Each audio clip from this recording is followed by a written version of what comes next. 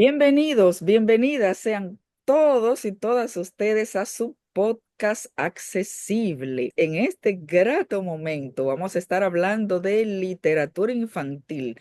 ¡Qué ternura! Por eso precisamente buscamos este escenario bastante tierno. Y para hablarnos de literatura infantil, ¿quién mejor que una escritora literata que tiene el sentimiento desde el nacimiento, como ella misma lo declara? Me estoy refiriendo a la doctora en mundo hispánico y ella ahorita nos va a explicar eso que es. La doctora Rita Díaz Blanco nos acompaña en este podcast y la presentamos ahora mismo. Bienvenida, Rita querida. Muchas gracias. Para mí es un placer poder estar aquí conversando contigo, con tu audiencia, con tus amigos de la literatura infantil. Que son Gracias los, por la invitación. gracias a ti, Rita, que son los tuyos.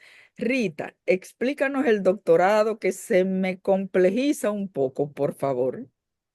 El doctorado de la Universidad de León es doctorado en mundo hispánico, raíces, proyecciones y futuro. Y la línea de investigación es morfosintaxis de la oralidad del español de la República Dominicana en el siglo XXI. Qué maravilla, wow, me siento muy orgullosa de ti, me siento muy orgullosa de ser dominicana y de que en mi país haya doctoras profesionales así de tu talla y de tu altura. Y como una persona como tú, con tu preparación lingüística, que también eres miembro de la Real Academia, ¿correcto? De la Real Academia Dominicana de la Lengua. ¿Estoy en lo cierto? Es Academia Dominicana de la Lengua, sí, ahora soy miembro de número, próximamente daré mi discurso de entrada y con eso entramos a la Real Academia Española como miembro correspondiente. Excelente, excelente. ¿Cómo una persona con tu preparación, próximamente miembro del número de la Real Academia de la Lengua, se dedica a la literatura infantil? ¿Por qué? Pues yo creo que hay una conexión con ese yo interior, con ese niño interior que uno siempre va defendiendo por la vida, que no se escapa, no importa la preparación, no importa las áreas de investigación que uno aborde, a veces demasiado serias, como lo es la morfosintaxis de la lengua, pero hay una conexión con las cosas que te traen como una sutileza y una ternura que te provocan escribir. Y yo tengo muchos años viendo en la niñez como esa escasez de ternura, esa escasez de mundos cuidados, de mundos posibles. Y bueno, pues a partir de ahí, claro, yo era docente de preprimario, aunque tú no lo creas. Yo fui docente de maternal, kinder, y esa experiencia yo la guardo muy, muy internamente. Recuerdo todavía a esos niños que se me sentaban entre las piernas para que le leyera, que yo me sentaba en el suelo y ellos me agarraban aquí el pelo para peinarme, y luego me convertí en madre. Entonces yo creo que ahí fue una explosión de emociones que derivó en escritura de literatura infantil. Maravilloso. Yo atesoro también esos momentos. Yo fui docente de, bueno, en todos los niveles realmente, desde atención oportuna, en una especialidad que hice en México en desarrollo del lenguaje para niños sordos. Y atesoro definitivamente esos momentos. Y te hago un cuento, Rita, tú que eres escritora, por cierto. Cuando yo trabajaba en cuarto grado, tenía un grupo muy particular. Había niños y niñas intensos. ¿Y sabes lo que hacía yo? Se negaban a copiar, a hacer las tareas estas aburridas que a veces hacemos los docentes. Y el premio era que quien terminara primero, yo me iba a un rincón a leerles cuentos. Y adivina qué ocurría.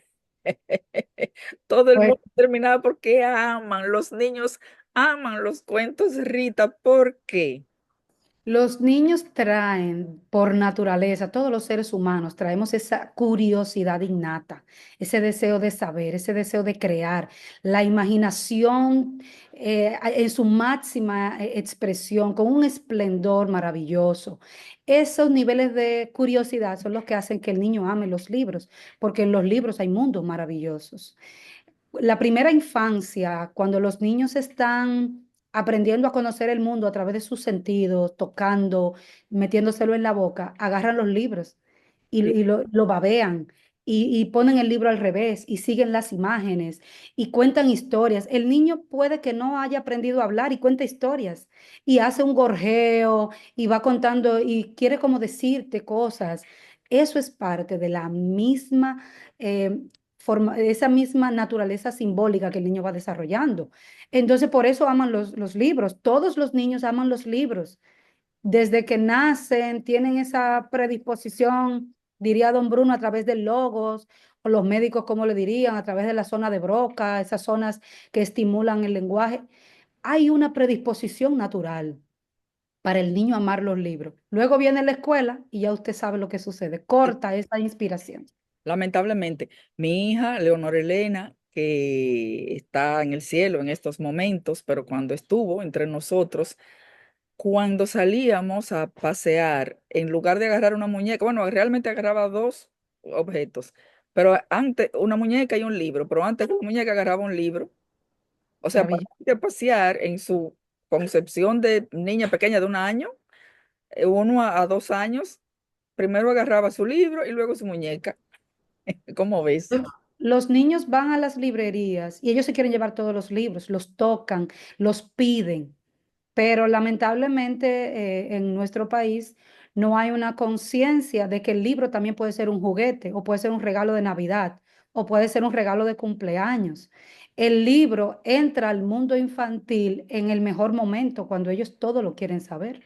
Correctísimo. Eso significa entonces, Rita, que tenemos que hacer algo como Estado y como maestras, como personas y como individuos para aprovechar ese momento, ese gusto, ese placer por las narraciones que tienen nuestros niños y niñas. Y quiero preguntarte como escritora y como experta, ¿cómo ha evolucionado la literatura infantil? Porque yo recuerdo que en mis años en mis años de infancia, la literatura infantil era como tétrica, como que el lobo que le abrían la barriga y le sacaban a la abuela y luego lo llenaban de piedra y lo tiraban al río. Ay, Dios mío, ahora a uno no se le ocurre algo así. ¿Cómo ha evolucionado la literatura infantil? Fíjate que aprovechando ese ejemplo del lobo que le abría, esa era la primera versión Sí. de cuando atrapaban al lobo, incluso los tres cerditos, cuando caía en la olla que se quemaba la cola. Ha Mío. ido, ha ido cambiando porque se ha determinado que esos niveles esconden como una violencia que podría derivar, que podría, no es que siempre es así, que podría derivar en un maltrato a los animales de manera implícita. Y ahora hay cuentos que tienen finales distintos, incluso hay muchas versiones de cuentos clásicos que llegaron a nuestras manos que cuando lo leemos ya no son iguales. Han ido cambiando los finales y qué bien que lo han cambiado porque realmente como esa palabra tétrico que has utilizado, nosotros vivimos con cuentos donde los finales eran violentos. El malvado recibía una paliza y lo dejaban tirado. Luego las mismas caricaturas, los dibujos animados, em, van reduciendo esos niveles de violencia entre los animales y los niños. Y hoy día nosotros tenemos historias más tiernas, quizás un poco como más manejables para los niños, porque los mismos niños dicen que no se le puede maltratar, que no se le puede hacer eso. O sea, hay un nivel de conciencia hacia la naturaleza que es muy distinta a la época de nosotros. Excelente, gracias a Dios. Rita, y me asalta una duda. Tú eres educadora, yo también. Las educadoras, en sentido general, como que vivimos para educar todo el tiempo, 24/7. ¿cómo conjugas o cómo conjugar en sentido general ese afán por educar con el arte, con la literatura, que en principio debería estar hecha para disfrutar? Mira, realmente eso es una de las cosas con la que más yo lucho, con el didactismo, con la moraleja, con que las cosas son para aprender, estilo aquellos cuentos que se leían en el Oriente a los niños para adoctrinarlos, para enseñarles cuál era la moral de la época. Pues yo Exactamente. creo que hay que olvidar un poco. El niño no le gustan los sermones en los libros. Cuando el niño descubre que se le está sermoneando a través de un texto, lo deja. No le gusta. Entonces, ¿qué yo hago con mis textos? Por ejemplo, introduzco el humor. Introduzco el sinsentido. Los niños son fabulosos en el sinsentido, en las cosas que solamente ellos saben explicar. Pues entonces construyo personajes, construyo situaciones en las que no hay una lógica de adulto. Eso no hay lógica de adulto, sino que el niño lo resuelve como mejor puede, porque las resoluciones del niño, ustedes saben que los niños son fabulosos buscando soluciones que no tienen lógica. ¿Y cómo te despojas de esa lógica adulta? Bueno. A veces escribiendo y tachando, dejando, por ejemplo, buscando también, por ejemplo, en una de mis historias, Alelí, la llegada de la primavera, por mencionarte alguna, yo voy leyendo y le digo, un niño no diría eso, eso no sería de esta manera. Un niño no lo resolvería así. Por ejemplo, un personaje que es una lagartija. La lagartija dice lagartadas. Entonces, ahí todos los niños, con esa historia que estás presentando de Alelí, viví una experiencia maravillosa en una escuela en Bonao que la llevaron a teatro sin yo saberlo. Y cuando Wow, la iban a presentar, me escribieron por redes sociales, me contactaron y yo veía como esa chispa que tenían los niños. Tuvieron que inventar personajes porque toda la escuela es un liceo de tanda extendida que llega hasta bachillerato y toda la escuela quería participar del cuento. wow, Y maravilloso. o sea, yo estaba sobrecogida de emoción y yo decía, eso tiene que ser así, que los niños no sientan que yo les estoy diciendo cómo actuar, sino que ellos sientan que es una situación en la que ellos pueden ser libres y resolver las cosas con mentalidad de niño. Hay que ser niño para poder, hay que pensarlo como niño. Lo interesante de tu obra es que la escribiste pensando en niños y niñas, pero las disfrutamos todos. Tengo en mis manos Alelí, la llegada de la primavera. Es una obra de arte fantástica porque desde las ilustraciones, miren esto, gócense, gócense las ilustraciones que son bellísimas y ni les quiero contar de la historia para no hacerles spoiler. Eso sí, que María José me matará cuando escuche esa palabra porque dice María José, y yo estoy de acuerdo con ella, que si existe una palabra en español no la tenemos que decir en inglés. Aquí el problema, aquí el problema, Rita, tú que eres lexicógrafa, por cierto, es que yo no conozco la palabra en español para decir spoiler. ¿Tú la conoces? Bueno, el sentido de la palabra no tiene un equivalente en español que yo ahora recuerde. Pero sí podría ser bueno, es que trailer también es como Ah, en una inglés. ventana. Pues sería, bueno, ahora no sé, no me llega la palabra para eso, pero es lo que nos pasa, que de tanto escuchar la palabra extranjera en lo cotidiano, pues la tomamos. Mira, lo tenemos de tarea, tanto tú como lexicógrafa, yo como consumidora, usuaria del español y todos nuestros amigos y amigas. Tengo aquí dos bellezas de libros más. Uno se llama La cayena y el colibrí y el otro se llama Alejo y el catalejo mágicos.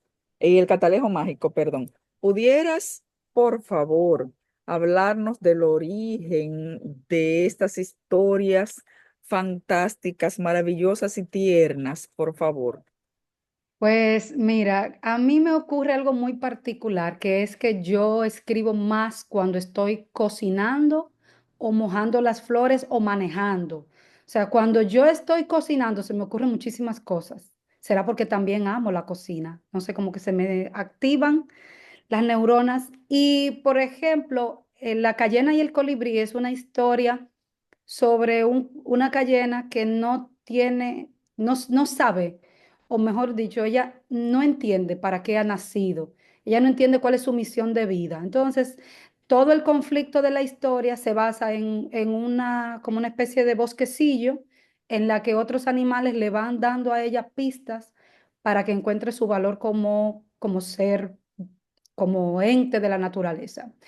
Pues igual surgió en un momento en que yo estaba manejando y yo, si no voy al guía, si no voy al volante, pero voy de copiloto, yo llevo una agenda, siempre ando con una agenda en la mano, porque las carreteras y los horizontes a mí me abren muchísimas ideas. Entonces me detengo, tomo la idea y la guardo y luego la voy desarrollando. Alejo y el catalejo mágico surgió en la cocina, en un momento en que se cae algo que se rompe, y yo pienso, un catalejo mirando así, los niños encuentran en ese catalejo un mundo mágico, y así va contando la historia de Alejo, que tiene que mudarse de su espacio porque los padres se mudan a la ciudad, y entonces él crea un mundo paralelo al de los adultos que la gente lo encuentra rarísimo, que un niño juega, que un niño sale con sus padres a comer helado los domingos, que monta bicicleta con sus padres. En la ciudad tan congestionada, las familias no tienen ese papel de estar siempre juntas, de hacer actividades juntas. Entonces, Alejo es un bicho raro, porque él comparte con su familia en el parque y todo el mundo dice, qué familia tan rara, como que anda siempre, el niño anda con sus padres, hace actividades con sus padres. Entonces, él va contagiando a todo el pueblo que se llama, él es de otro lugar, él es otro lugareño, es una palabra que se inventó para el cuento. Y entonces los que viven en esa ciudad, pues empiezan a contagiarse de, a imitar lo que la familia de Alejo hace. Y parte de ese catalejo mágico es él con los niños inventando historias. Maravilloso. Te cuento, Rita, y de hecho públicamente solicito tu asesoría, porque yo también estoy incursionando en la literatura infantil, aunque todavía no he publicado, que parece ser que existe como ese catalizador o ese disparador, que el mío es caminar en el Mirador Sur. Yo puedo estar tejiendo una historia y si no encuentro el final, que normalmente ocurre en el mismo momento, o sea, cuando paro, la historia la paro completa, de principio a fin, pero si es una novela, por ejemplo, tengo una novela infantil que obviamente por ser novela tiene varios enredos y varias situaciones. No había parido el final y caminando en el mirador lo encuentro. Entonces, cuando camino en el mirador, resulta que me surgen historias. Qué lindo. Y eso me lleva a preguntarte, Rita querida, ¿cómo estimular esa creatividad? Ya no digo solo en los niños y niñas, en todo el mundo.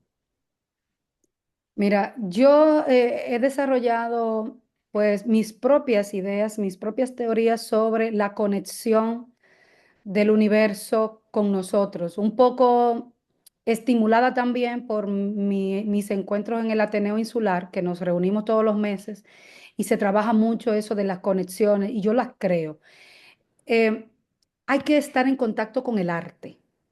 Nadie puede crear si no experimenta el arte, ir a un museo, tocar una pintura, tocar una escultura, ver un atardecer, dejar que que los pajaritos entren a la terraza, ver cómo las cosas fluyen a nuestro alrededor, una abeja que se posa en una flor, todo es catalizador cuando aprendes a mirar.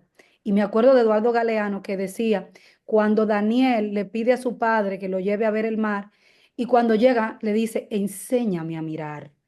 Eso es, el mundo está ahí, no lo hemos aprendido a mirar. Hay que aprender a mirarlo, a desentrañarlo, a entenderlo, a vivirlo, a sentirlo. Y yo creo que la buena música, el escuchar buenas melodías, el estar en contacto con el arte. Por ejemplo, yo tengo un libro que voy a publicar este año, posiblemente para noviembre, que yo le hice el borrador del fondo, porque yo y tuve que comprar un cuaderno porque el fondo me estaba matando, me estaba consumiendo. Tuve que comprar un cuaderno en blanco y comprar crayones. Yo estaba en España en ese momento haciendo el doctorado y yo tuve que salir a una tiendecita cerca de la residencia universitaria, comprar los marcadores, las hojas en blanco y hacer el fondo. Y ese fondo va para ese cuento, o sea, el arte te toca estar un poco más abierta a las cosas maravillosas que pasan a nuestro alrededor. La misma naturaleza tiene como esos aspectos que dinamizan, ver un pájaro con todo su plumaje extendido tomando el sol, ver una hilera de hormigas trepando un árbol. O sea, hay muchas cosas maravillosas que nos pueden ayudar a nosotros a entendernos, a mirarnos. Yo soy la hormiga. Yo soy esa hormiga que está en la hilera buscando una meta en su vida. Yo soy la que está pendiente de las demás. O sea, cuando nos vemos en todo, en ese río que va fluyendo, yo soy el río, cómo me siento cuando me contaminan, yo soy el río, cómo doy vida, yo voy a la mar, o sea, cómo nosotros somos todo. Y yo creo que eso me ha ayudado bastante. Me encanta. Tú sabes, Rita, que tenemos una filósofa de nuestro tiempo, estadounidense, Martha Nussbaum, que habla justamente de eso, de cómo el arte nos sensibiliza. Incluso ella va más lejos. Ella dice que preserva las democracias. Y yo estoy totalmente de acuerdo con ella y contigo cuando nosotros estamos en contacto con el arte.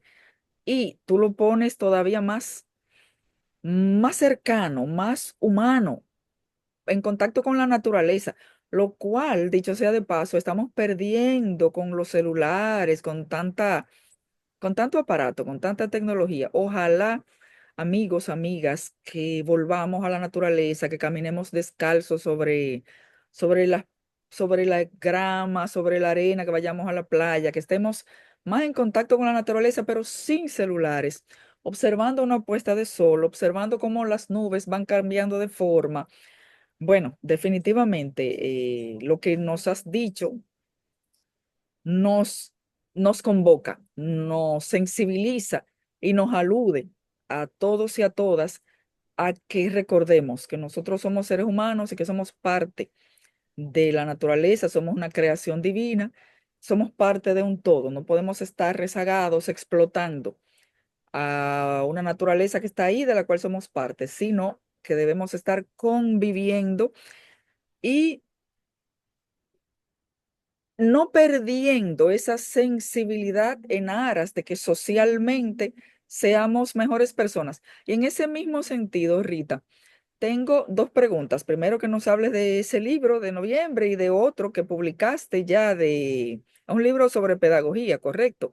Y Sí. también que nos digas cómo ves tú ese afán que tiene la escuela de el trato que le da yo digo el mal trato que le da a la lectura. Son dos preguntas que no tienen una que ver con la otra, a ver cómo. Bueno, con relación al libro de Pedagogía de la Transformación Humana, es una queja mía, es una reflexión que vengo haciendo por años, desde que estaba en el sector privado del preuniversitario. Es esa misma dolencia de que la escuela no ha terminado de entender cuál es su papel en la sociedad. La escuela está totalmente fuera de todos los cánones sociales. Ella está en su mundo y nosotros estamos en el nuestro. O sea, la escuela no ha terminado de encajar con el ser humano. Ah, bueno, ahí tienen la portada. Y pues desde la portada es un tejido. La escuela debe meterse en la esencia del alumno, no en la distorsión de los aprendizajes, que es muchas veces lo que sucede.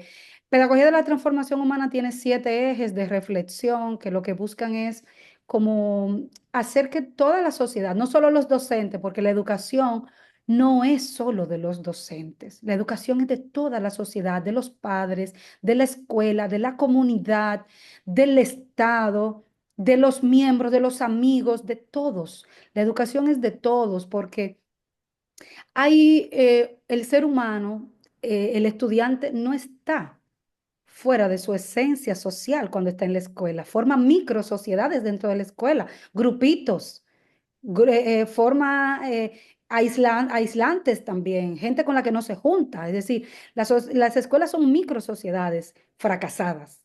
Son micro sociedades fracasadas, lamentablemente. Y bueno, pues ahí este libro lo publiqué en el 2023 en España con la editorial Planeta, porque ya yo venía reflexionando mucho sobre cómo debemos nosotros enfocar la escuela. Y la escuela debe morir como la conocemos. La escuela debe reinventarse, debe transformarse, debe reconstruirse, o sea, derramar todo aquello que no funciona y empezar de nuevo. Me Y por recuerdas, eso perdona que te interrumpí, me recuerdas a Tomás Basconi, un autor a quien leí como por los años como 80 y mucho, 88, 89, 90 por ahí, que escribió Borradores contra la escuela y me impactó que todavía lo recuerdo. es que lamentablemente la escuela, y ahora voy a la segunda parte, sobre todo con la lectura y los libros, el arte, ha venido a desmembrarlo todo. La escuela quiere formar mano de obra para empresarios. Y todavía seguimos con esa idea de que las escuelas son zona franca, los muchachos derechitos, sentados, calladitos, copiando de la pizarra con los cuadernos completos. Eso no funciona. Eso no funciona. Los niños son genios hasta que llegan a la escuela, porque luego la maestra en preprimario viene que hay que pintar, por ejemplo, hay que pintar la manzana. Y ahí lo primero que le dice es que la manzana es roja. Pero no, hay manzana amarilla, hay manzanas blancas, hay manzanas negras, hay manzanas verdes, de todos los colores. Ahora, el profesor le pone mejor nota al que la pinta de rojo. Entonces, ¿dónde está la creatividad del estudiante? Las flores, las rosas azules. Píntale una rosa azul a un profesor de preprimario, para que tú veas como tú dices que las rosas no son azules. Pero en Ecuador hay rosas azules que están comercializando, creadas a partir de modificaciones de ADN. No hay sandías cuadradas, hay sandías cuadradas que nacieron en Japón por un problema de espacio, que no cabían las que eran ovaladas en las cajas cuadradas, entonces crearon un cristal y ahora esas son más caras. Entonces yo en la escuela le estoy coartando la creatividad a mi estudiante porque quiero que haga las cosas como yo le digo que la quiero hacer. Entonces, hay un problema serio. Yo estoy trabajando en otro libro que se llama No de clase. Y ese es otra queja que tengo. La clase del profesor siguen siendo charlas magistrales de 40 minutos, de 45 minutos, y el estudiante, el pobrecito ahí, viene el de matemática y tiene que aguantar esa retaíla de cosas por 45 minutos. Se va. Él copió todo lo que pudo en el cuaderno. Viene el de español con otra retaíla de cosas por 45 minutos más. Y ahora que le están dando 2 sesiones a la escuela, tiene 90 minutos un profesor. 90 minutos para que el muchacho esté sentado en el aula, mirando al profesor, hablando allá cosas que a él no le interesan, porque no hemos sabido tampoco conectar el aprendizaje con las motivaciones intrínsecas. El estudiante no le importa lo que uno dice. Y si uno toma de 5 minutos, el estudiante se te va mentalmente. Y ahora, no sé qué piensan ustedes, pero ustedes se han dado cuenta que ahora hay más niños imperativos que nunca. ¿No serán niños aburridos que hay en la escuela? No es lo Yo mismo. creo eso. Rita, tú te he estado escuchando con suma atención y estoy tan contento con los conceptos que nos has compartido y me emociono porque lo que estás diciendo lo hemos venido, bueno, debido a nuestra edad avanzada, Clara y yo hemos estado diciendo cosas muy parecidas a las que tú has compartido con nosotros ahora. Me gustaría preguntarte, ¿tú recomiendas algunos autores de así como tú que escriben tan buenos textos para los niños, libros que les ayuden a ellos a entender conceptos complejos, por ejemplo, como la justicia social o la equidad. Hay literatura infantil que puedas recomendarnos también, aparte de la buenísima tuya. Gracias. Bueno, pues sí, en República Dominicana se está escribiendo mucha literatura infantil y muy buena literatura infantil. Tenemos a Geraldine de Santis, que tiene muy buenos textos, pues eh, Cilie, ¿cómo es que? Ahora se me ha olvidado, Dios mío, si ella lo sabe. Apellido Cilie, que es muy buena, que yo la he utilizado en literatura infantil. Tenemos a Joan Liao, que yo lo amo porque él escribe con unos niveles de lo absurdo de la niñez, de las cosas que los niños realmente aman, que para mí ha sido genial entrar en contacto con sus textos. Pues está César Sánchez Veras, que tiene unos textos de dramática. Señores, hay que prestarle atención al texto dramático para los niños, que los niños no consumen obras de teatro. A los niños no se les lleva teatro infantil, los niños, los padres no compran entradas para ir a un teatro con sus hijos. Y César tiene unos cuentos así dramatizados, unas historias, unos relatos dramatizados muy buenos. Pues está Jenny Montero, también tiene muy buenas historias. Eh, ¿Quién más se me queda? Hay muchísimas historias buenas. Yo tengo en Eh, mis manos, Rita, cuando voy a la feria del libro, perdón por la digresión, aprovecho y ¿cómo quiero decir? Me habituallo de cualquier literatura, pero como yo amo la infantil, encontré esta belleza de relatos infantiles de Juan Bosch que editó Farah Halal, pero sí, también Para tiene buenos libros también. y tengo de Margarita Luciano López, tengo varios, de Lucía Amelia Cabral, tengo Ah, varios. Premios Nacionales de Literatura Infantil. Sí, sí, definitivamente, sí tenemos. Y nos Eh, falta más, sí, yo pienso que nos falta más. Sí, mira, hay una historia de una periodista que se llama Odette y las Mariquitas de Evelyn Ramos Miranda, que me ha encantado porque enseña valores patrios y recuerda aquella infancia de las mariquitas recortables, esas mariquitas que nosotros teníamos en los libros y que le hacíamos ropa y que la combinábamos. Pues ella tiene un libro que ha publicado este año que se llama Odette y las Mariquitas para rescatar los valores patrios. Me encantó cuando lo leí, se lo dije, es una historia maravillosa, ilustrada con una belleza también fuera de serie. Ha habido buenos Aprovecho, textos. aprovecho para contar que cuando yo era niño, mientras a Clara jugaba con las mariquitas, y yo quería también jugar, pero a mí no me lo permitían. Tuvieron No, que pasar muchos años para yo entender por qué no querían que yo jugara con mariquitas. Qué cosa. sí, porque antes los padres tenían los juguetes seccionados, los camiones para los varones, las muñecas para las niñas, el juego de cocina. A nadie se le ocurría regalarle, por ejemplo, un juego de cocina a un varón, porque incluso aunque los mejores chefs son hombres, los de la estrella Michelin, la mayoría son hombres. Ustedes ven que los padres de antes tenían como que eso no era un oficio de hombre, era un oficio de mujer. Gracias a Dios que hemos cambiado un poco en eso y ya tenemos de todo en todas partes sin importar el género. Entonces, hablando de cambios, hay otra pregunta más que ya nosotros tenemos una idea, ¿verdad? De lo que nos vas a decir, pero vamos a formularte la pregunta. ¿Qué cambios te gustaría ver en la literatura infantil para adaptarse mejor a las necesidades y los intereses de los niños de hoy en día? Bueno, yo creo que yo voy por el lado del acceso, que los niños puedan tener libros y es algo en lo que estoy trabajando. Clara, ya nos pondremos de acuerdo porque como que vamos en la misma línea y a lo mejor podemos Sí, unir creo que fuerzas. sí. Y cuando Eh, venga a ver, perdona que ya te interrumpí, con Laura Esquivel, a ti que te gusta tanto la cocina, cuando venga a ver tendremos que ir a negociar con ella ya a México. Claro, yo estoy dispuesta, no hay problema.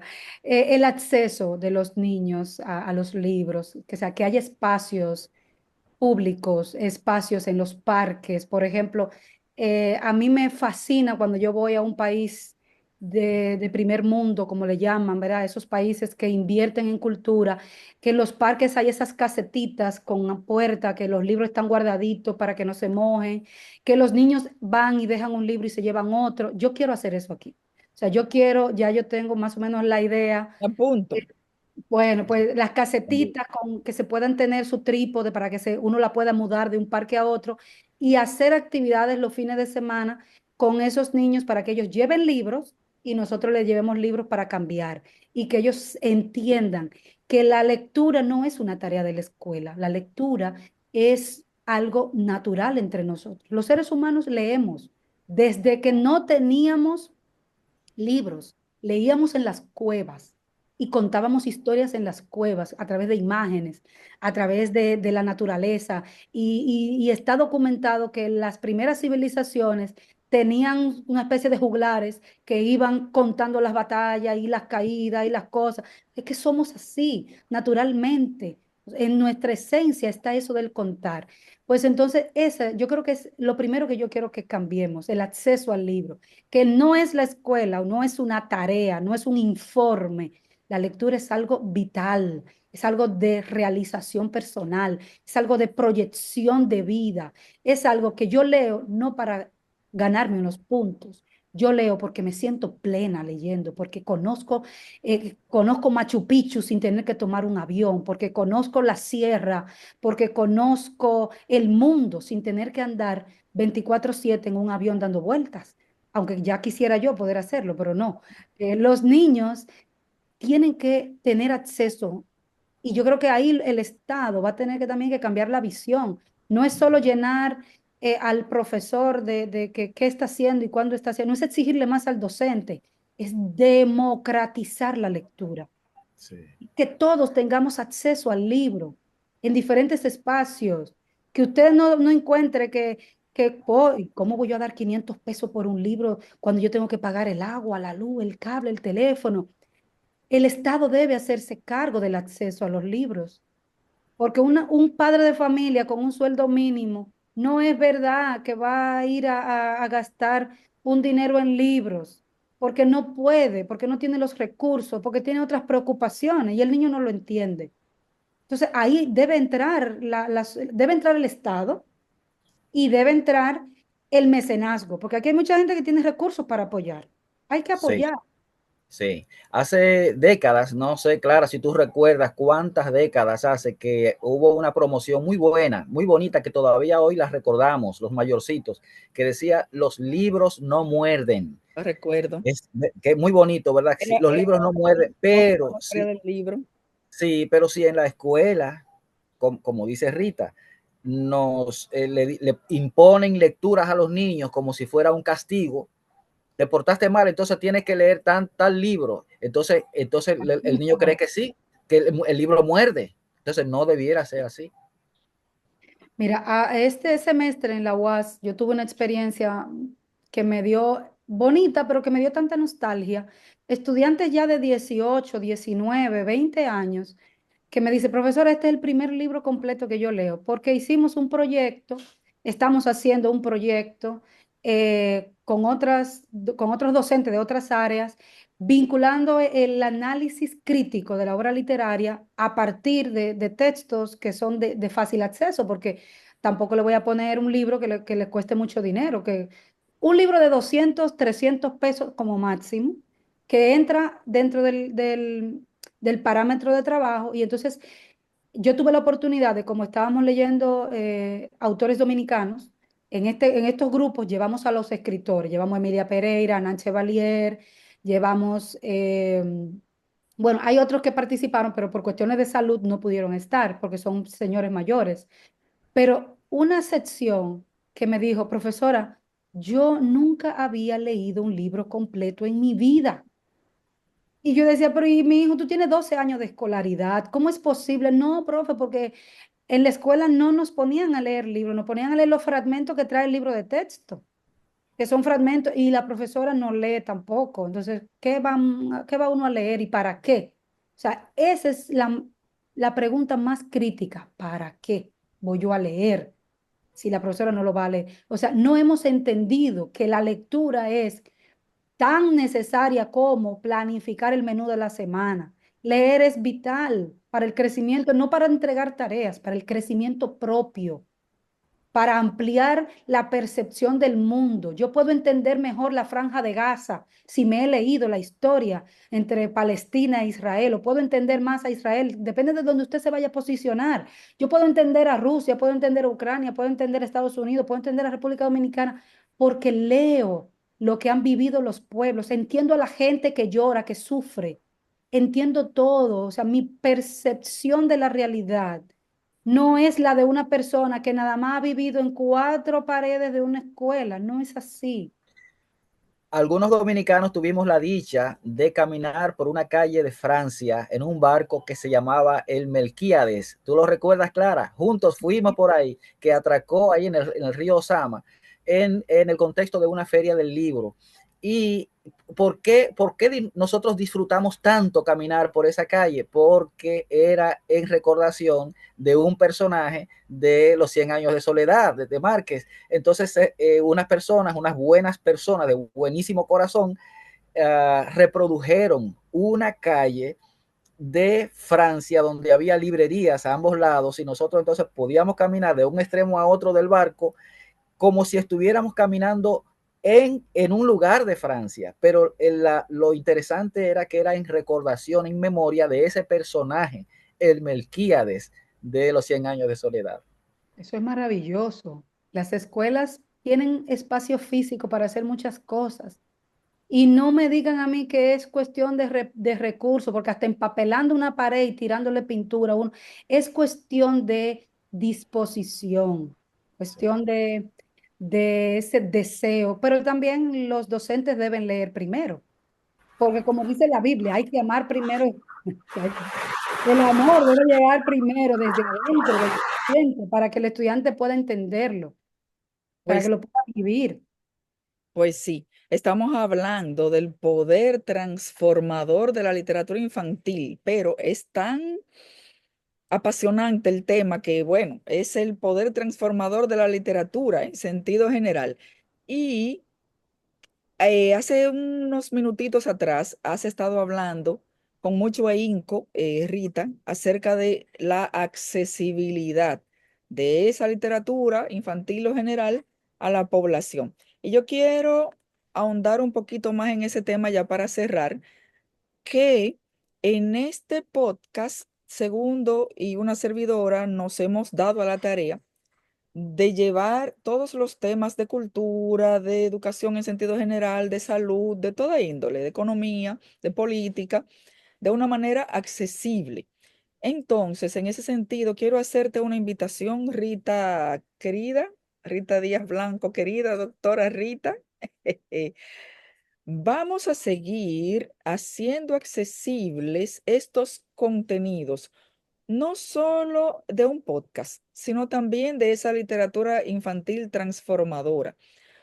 ¿Qué te parece si estos maravillosos cuentos que hemos presentado el día de hoy los ponemos también en lengua de señas y también en audio? ¿Cómo lo ves?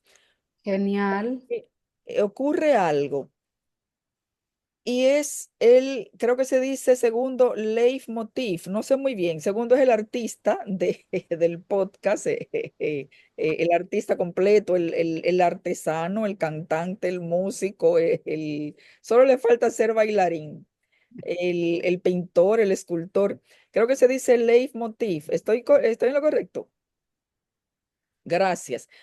Es que toda información, insisto, de toda índole, llegue a todo el mundo sin apellidos. No es necesario poner apellidos, pero ahora voy a hacer referencia a algunos por lo que has dicho.